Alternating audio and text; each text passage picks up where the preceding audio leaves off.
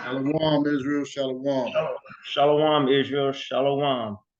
Today we want to do a quick video on a topic that brother and I first heard a few years ago, and that topic is sex is marriage.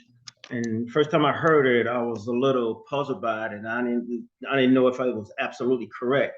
So what we want to do, we want to go and search the scripture to see if it's so, and see if we can find scripture that substantiates that. And if not, what does scripture actually do say concerning is sex marriage? Foundational scripture that we always use is 1 Thessalonians 5:21, and it reads, prove all things and to hold fast that which is good. Prove all things, all being a key word. So everything that we speak in terms of being in this truth, it has to be substantiated and backed by scripture. It just can't be something off the top of our head that sounds good. We have to validate it with scripture. So with that said, we're going to go through some scripture, we're going to go through some definitions and get the understanding of what it really is. Okay, so first, Arthur, you can pull Genesis 2 and 24 and 25. Genesis 2, verse 24 and verse 25. Therefore shall a man leave his father and his mother, and shall cleave unto his wife, and they shall be one flesh. And they were both naked, the man and his wife, and were not ashamed. Okay, and it says that therefore a man shall leave his father and mother and shall cleave unto his own wife, to his wife, and they shall be one flesh. And they were both naked, and man and his wife, and were not ashamed. This precept is also found in Matthew chapter 19, verse 4 through 6. And it reads, and he answered, he being Yeshua, and he answered and said unto them, have ye not read that which made them at the beginning, made them male and female, and said, for this cause shall a man leave father and mother, and shall cleave to his wife, and they twain shall be one flesh. Verse 6, wherefore they are no more twain, but one flesh. What therefore Yahweh hath joined together, let not man put asunder. So I'm gonna make this point real quick. Also, when it talks about marriage, it's talking in the context of man and woman, although we know there are some other definitions out here in today's age that will constitute marriage. But for the purpose of this video, we're going to specifically be talking about the union between a man and a woman, husband and wife, as it was established in the garden by the Most High himself. So first thing we're going to do is look at a few definitions. The first definition we're going to look at in the context of this scripture is wife, because here Adam said that a man shall leave his mother and father, his parents, and cleave unto himself his own wife. So give me the definition for wife. Strong's concordance for wife is H802. It's Isa. It means wife, woman, female, opposite of man. A wife married to a man. Wife married to a man. So we see in the garden here where the woman is established as the wife. Okay. Go ahead. I'll jump over to, and also it picks up and says the exact same thing in Matthew chapter 19, verse 4 and 6, as I just read. A man and his wife, a husband and his wife. So Genesis 4 and 1. Genesis 4, verse 1. And Adam knew Eve, his wife, and she conceived and bare Cain, and said, I have begotten a man from Yahuwah. Okay, and so it says that Adam knew his wife.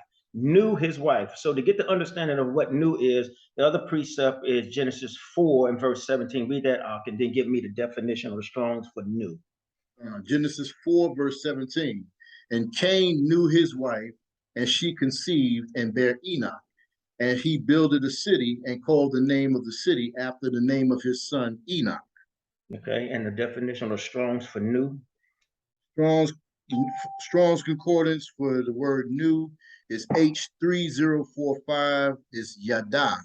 It means to know, to be acquainted with, to know a person carnally. Okay, and also while we're at it, give me also the definition for lay, the Strong's for lay. Strong's concordance for lay is H7901. It's sakab. It's to lie down, to lie on, to lodge, to lie, of sexual relations, to be lain sexually. Okay, now with that being said, throughout these scriptures, what we're going to determine is that the Bible does not actually use the word sex. However, it uses such words as new, lay, went in unto, to you, and it's used to describe some degree or degree of sexual intercourse. So we're going to see this, and here we are. We have Genesis 4:1 and verse 17 as well, where it says, "And Adam knew his wife, and she conceived and bare Cain." So new in the context of this scripture means that Adam lay with his wife and they bear a son, Cain. In verse 17, Cain lay with his wife and bare a son and called his name Enoch. Now, Eve was established as Adam's wife in verse 2:24 before he went and lay with her. So the question is, was she his wife before he lay with her, or did she become his wife after she lay with him? And according to the scripture, she's identified, and Adam acknowledges her as his wife first before he lay with her and conceived Cain. And then we see it also in verse 17 with Cain and his wife. Well, who is Cain's wife? Well, if you want to know who Cain's wife was, you go to Jubilees chapter 4, verse 9. It'll give you a description of who his wife is. But the fact of the matter is that he laid with his wife and she bare. So she was considered his wife prior to them actually laying down. So how can sex be marriage if Adam describes Eve as his wife prior to the actual act of sexual intercourse? It doesn't make sense. All right, I'll go to give me Genesis chapter 11, verse 29. Genesis chapter 11, verse 29. And Abram and Nahor took them wives. The name of Abram's wife was Sarah, and the name of Nahor's wife, Milcah, the daughter of Haran, the father of Milcah, and the father of Ishka. Verse 30. And Sarai was barren, and she had no child. Okay, this same story is also in Jasher chapter 12, verse 44, and it's basically the same thing. Abraham and Nahor took themselves wives. And it say concubines, and it say mistresses, and it say girlfriends, it said wives. They took themselves wives. And then it says that Sarah was barren. So she was his wife before they actually came together and conceived Isaac, which was later on in the story. So was she his wife by virtue of her having Isaac later on in her life, or was she his wife long before that? That's a question. It's a valid question that we need to ask ourselves. And I think that that she was established as his wife before they conceived their first son. Okay, go to Genesis chapter 16, verse 1 through 4. This is 16, verse 1 through 4. Mm-hmm.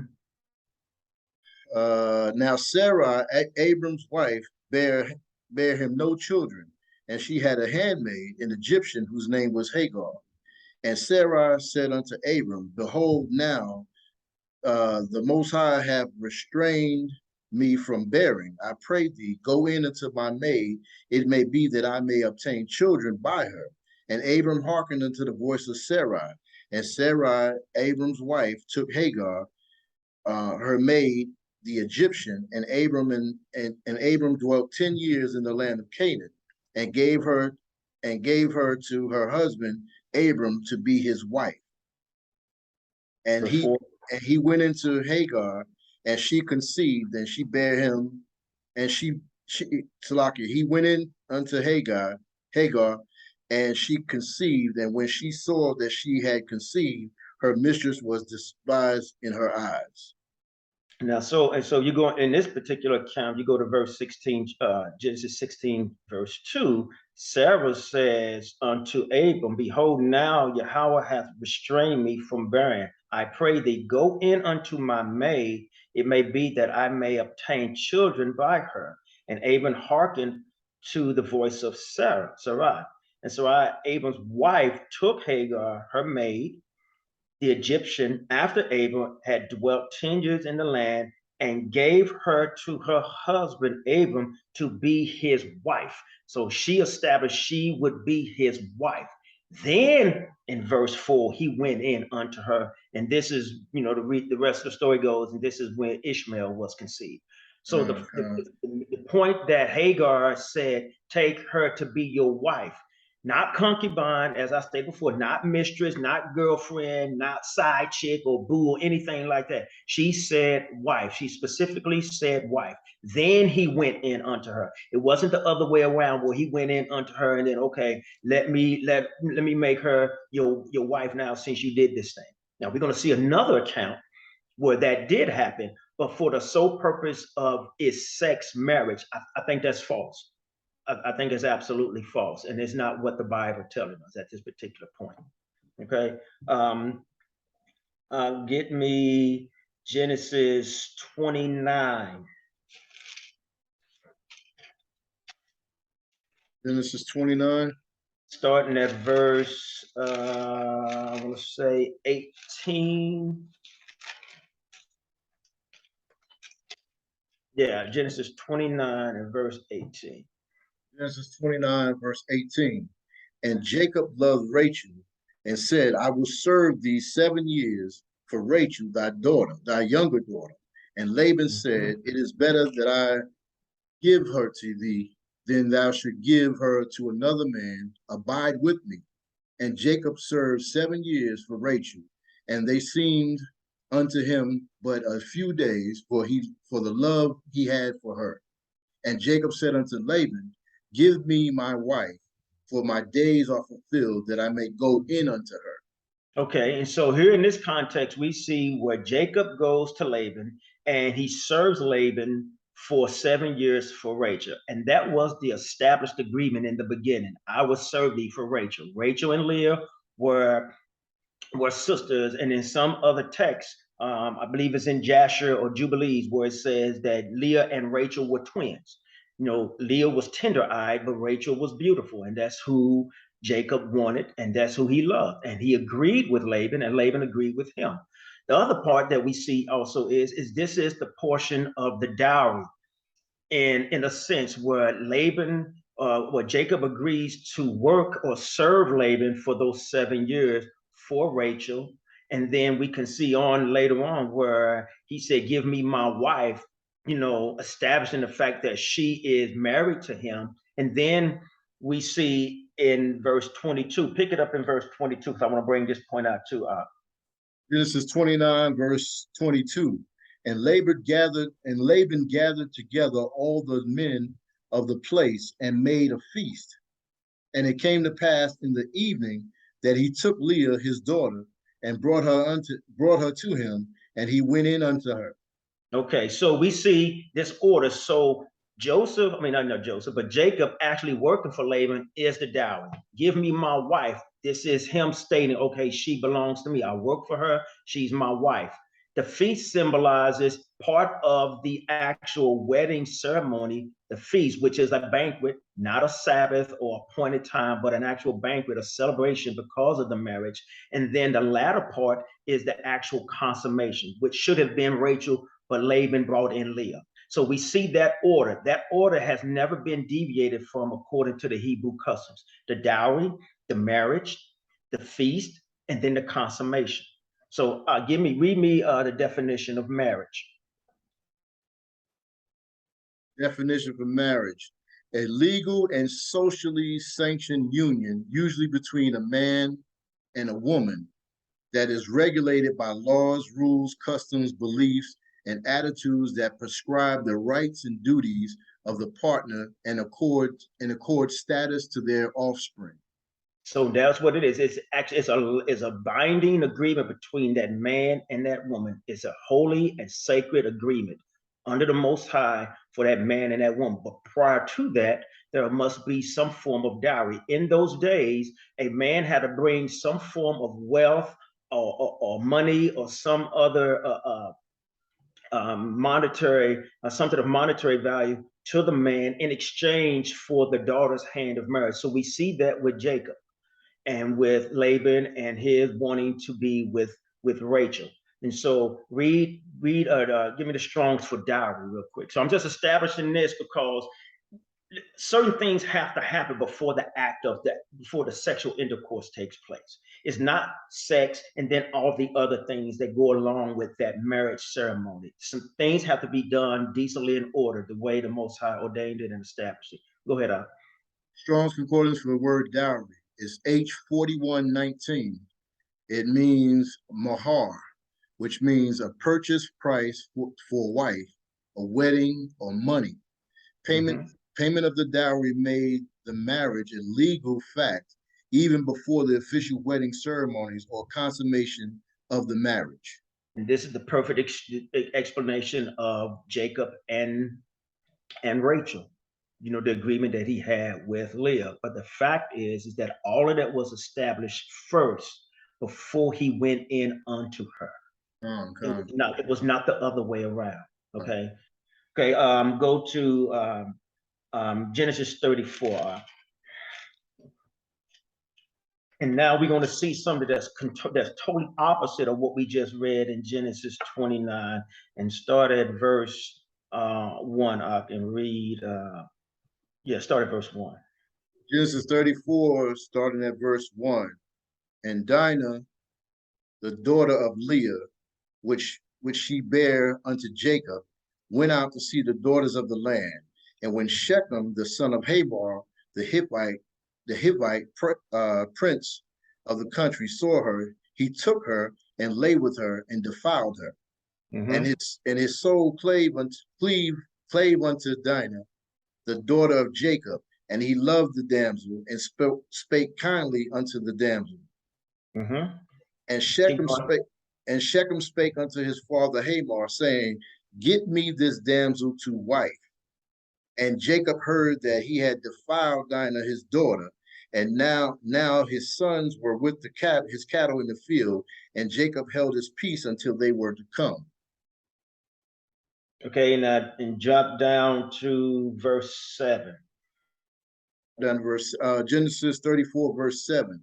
And the sons of Jacob came out to the field when they heard it, and the men were grieved, and they were very wroth, because he had wrought folly in Israel in laying with Jacob's daughter, which this thing ought not to be done.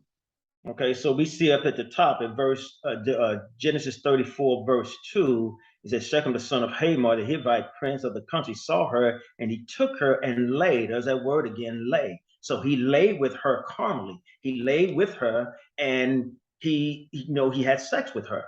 And he defiled her. And then verse 4 says, and Shechem spake unto his father, saying, Get me this damsel to wife. He did identify her as a wife prior to his actual deed to defile her.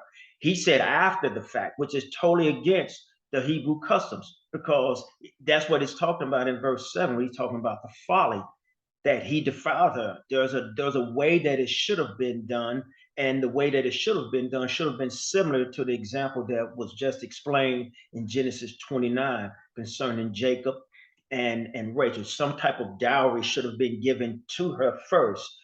Then it was an agreement between the father and between the fathers to see if this thing would be permissible, not the other way around.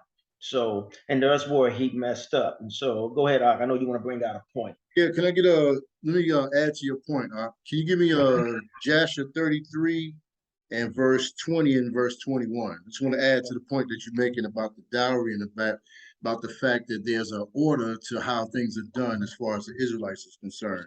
Because it's not a thing where we just go around, like you said, sleeping with this sister, sleeping with that sister. And just by virtue of the fact that we are sleeping with them, now we're saying that this sister's our wife, this sister's our wife. That's not how Israel was conducting themselves. So I just want to add to the point of what you said. So Jasher 33, and pick it up at verse 20. Jasher chapter 33, verse 20, and it reads, And the men were very much grieved concerning their sister, and they all came home fired with anger before the time of gathering in their cattle. So you have to understand that this is talking about the sons of Jacob, and he had 12 sons and one daughter. So it says that they were very much grieved concerning their sister, and they came from the field, they was fired up and they was angry because this is like the brother read, like we read earlier, it said that Shechem took her and laid with her, and it said that he defiled her. So when the brothers heard about that, they was upset about that because he defiled their sister. Go ahead, read verse 21.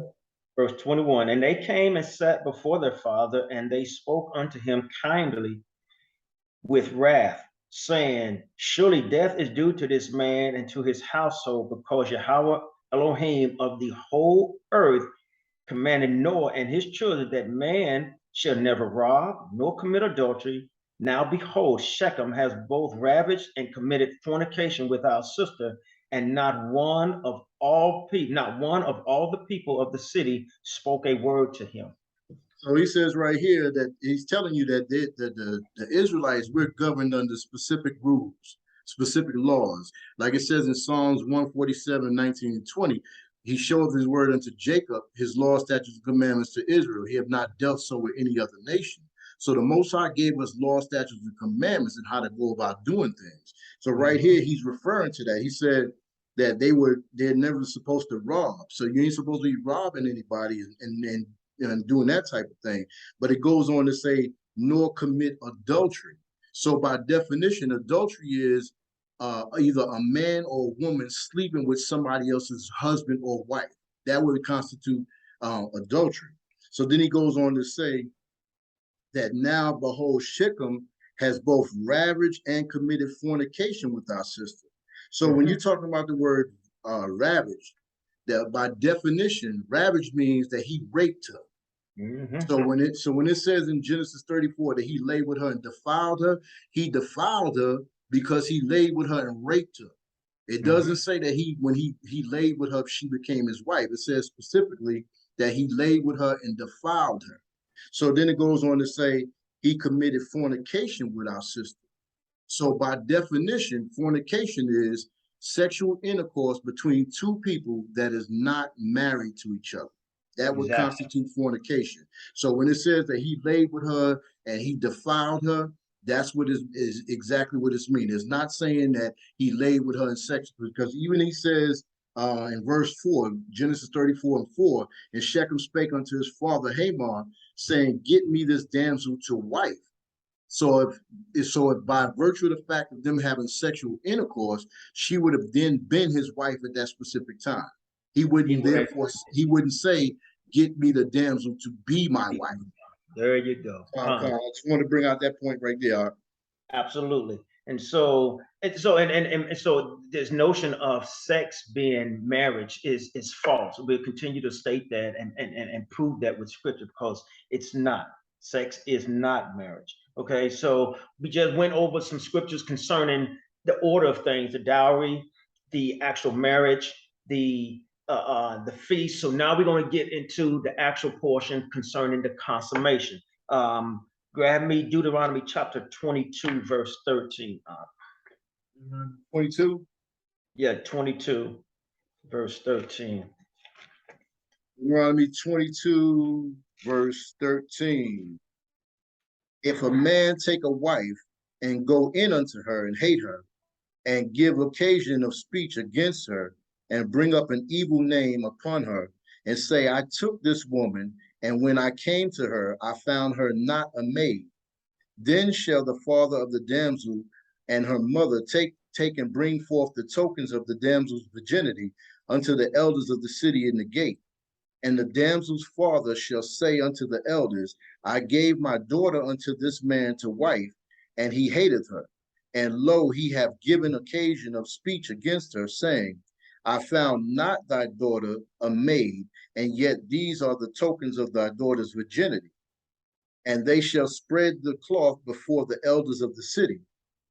And the elders of the city shall take that man and chastise him. Okay, that's good. So basically, but this is talking about the consummation. Hey, put me the definition. I send you the definition for consummation, correct? Okay. Definition for consummation is the action of making a marriage or relationship complete by having sexual intercourse. And it means, yeah, go ahead. The point at which something is complete or finalized. point at which something is complete or finalized. So this means the marriage takes place first, then the wedding feast, then the consummation. Well, I go back. The dowry takes place first because you have to bring some substance to that man saying, this is what I offered you in exchange for your daughter's hand in marriage. Then it's agreed upon. Then the marriage feast takes place. Then there's a banquet of some sort afterwards, which was part of the wedding ceremony. And the very last thing is the consummation. And the definition is the action of making a marriage complete. How is the marriage considered complete if you have sex with her first and then go through all the other rites and traditions of marriage to solidify and finalize that marriage? Is out of order, doesn't make sense. So in this passage right here, we're talking about the tokens of her virginity. If the woman was a maiden or a virgin, once they went into the bedchamber to consummate the marriage after all the other festivities and things that took place, then the parents would take that sheet and show it to the elders. And the blood spot on the actual sheet was confirmation that she was a maid, that she was a virgin, and she had not had any type of sexual relation with anybody prior to her marrying her husband and them consummating their marriage. That is the order. That's the order. It's not the other way around. Go ahead. Hey, can I add to the point too? Because this is the further the point as far as the order of how we did things. Can you give me Tobit chapter 7 and verse 2, and then we'll jump over to verse 13. I just want to add to the point again that Israel had a specific way of doing things, like you're talking about the dowry process and how it went about doing that. So I just want to add to the point of even more of the order that we went about doing things. Okay, Tobit chapter 7, verse 2. And it reads, Then said Raguel to Edna, his wife, How like is this young man to Tobit, my cousin? Well, this is Raguel and Edna. He had a cousin named Tobit, and Tobit has a son named Tobias, right? So he wanted Tobias to marry his daughter Sarah, right? Pick it up in verse 13, huh? Verse 13, and it reads, Then he called his daughter Sarah, and she came to her father, and he took her by the hand and gave her to be wife to Tobias, saying, Behold, take her after the law of Moses and lead her away to thy father. And he blessed them.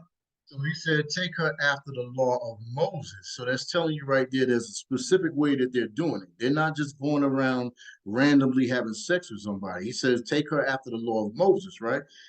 Pick it up, verse 14, huh?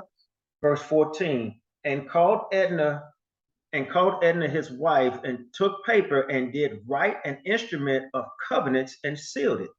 So they wanted him, they went after the law of Moses, so they had a covenant. They did paperwork.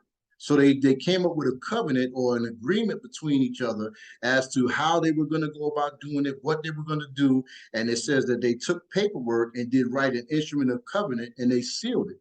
So they had paperwork. Now, all of this is still prior to them going in and consummating the marriage. So it's a process leading up to the consummation. You don't just meet somebody and then you go and you have sex with them, and then you come back on the back end and say, let's do an agreement, let's do some paperwork. That's like putting the cart before the horse. Exactly. There's an order to do it, right? It says, pick it up verse 15, huh? Verse 15. Then they began to eat. Verse 16, after Raguel called his wife Edna and said unto her sister, prepare another chamber and bring her in thither. So the chamber that they're preparing, like the brother just read a few minutes ago, it would be the wedding chamber to go in unto his wife. Now they've done the agreement. He's given her his daughter to him as a wife, and now they're going to go in and consummate the marriage. Now, this case is a little bit different because if you read into this story, she had seven husbands prior to marrying Tobias. But even with that, there's a law to that. The husband is bound to the wife as long as he liveth. So once her husband died, she was released by the law, according to Moses, that she was released from that in order to remarry. So that's the thing with that. So when you go over to drop down to verse chapter 8, verse 4, it says, and after that they were both shut in together. And it says Tobias rose up out of the bed. So see, at this point now they're consummating, right? They're gonna consummate the marriage, right? So then when you go over, drop over to verse 9, it says, so they slept both that night. So you see there's an order to it. Exactly. It's not, they didn't just meet randomly somewhere and he took her to the tent and did his thing, and then now he woke up the next morning and said, you my wife and all. No, that's not how it worked. And when you go into, I don't know if you have something. Again? Just wanted to give another point too. Matthew 5, verse 31 and 32. Okay. Because it says that after the law of Moses here in Tobit, right? So there's an order to doing, there's an order to getting married. There's there's a paperwork for the custom, there's the dowry, there's the wedding chamber and all of that. So there's a custom to that. But there's also a custom as far as divorcing. You don't just have sex with somebody and that's it. Matthew chapter 5, verse 31 and 32. Matthew chapter 5, verse 31, verse and 32, and it reads, it hath been said, whosoever shall put away his wife, let him give her a writing of divorcement. So writing of divorcement. So just like in Tobit, they had an agreement, a covenant agreement as to what the marriage was going to be. Then they consummated the marriage. Now this is saying if you want to put your wife away, you have to give her a letter of divorcement. Right? Read up.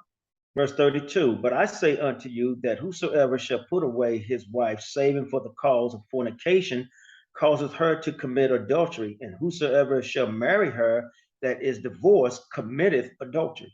So even with this, even for putting away your wife, you have to you can only put your wife away for specific reasons.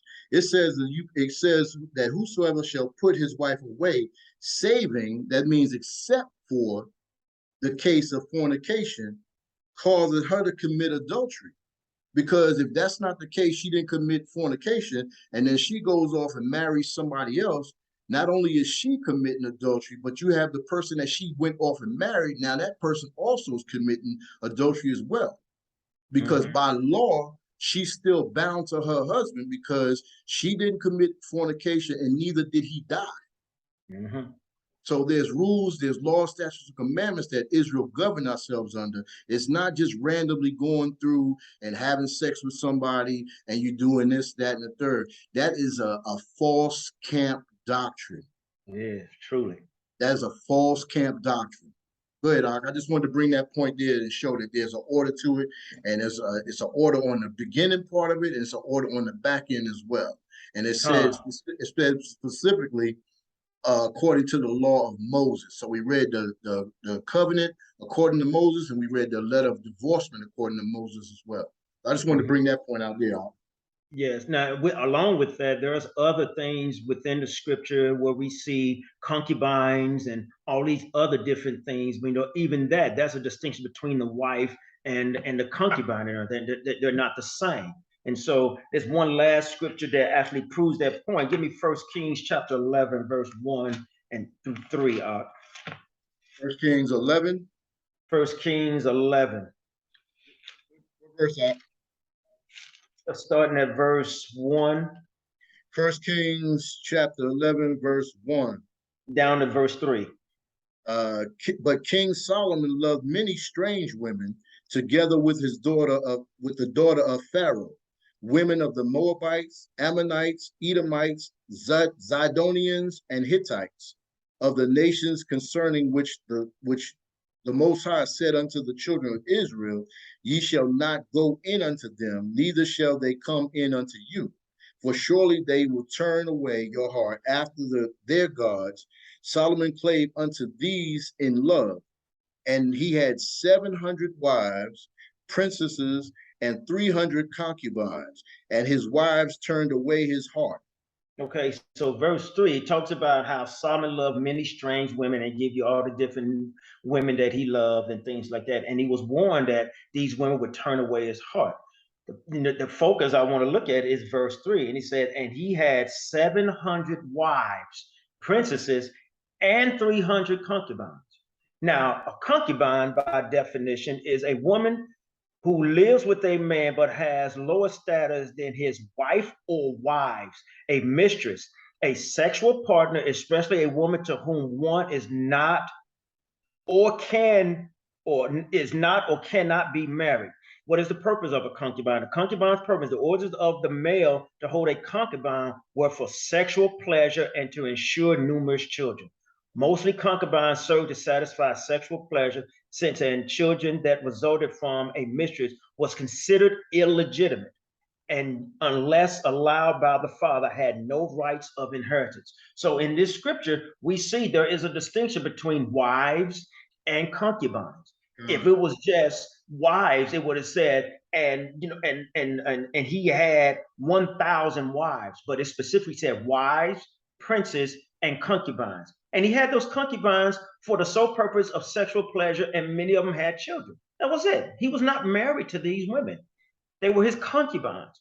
So to say that sex is marriage and hold fast to that without actually looking into the scripture and seeing if it's so is a false doctrine, as the ox said. It's a false doctrine. This is a clear distinction between his wives, his princes, and his concubines.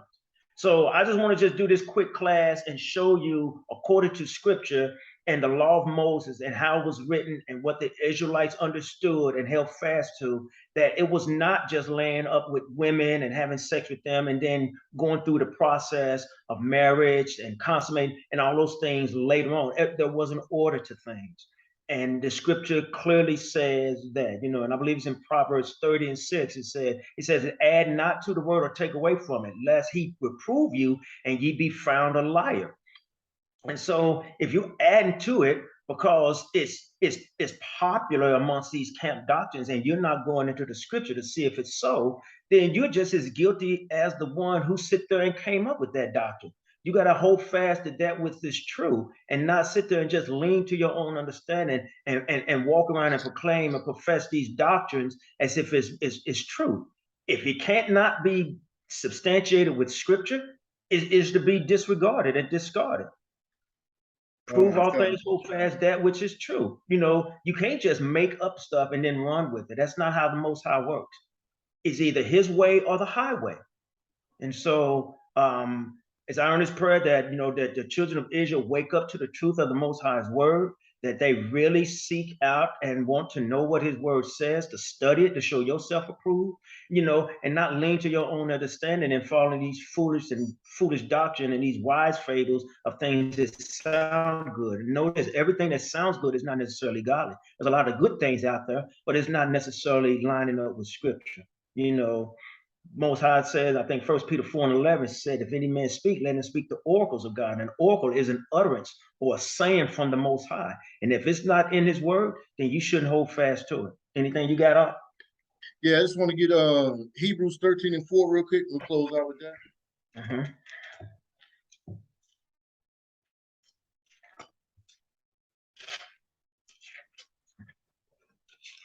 Hebrews chapter 13, verse 4. And it reads, marriage is honorable in all, and the bed undefiled, but whoremongers and adulterers Yahweh will judge.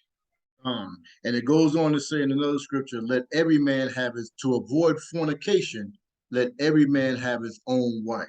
His own wife. I just wanted to add to that point there too. So with that, Israel, we say shalom. Shalom, shalom.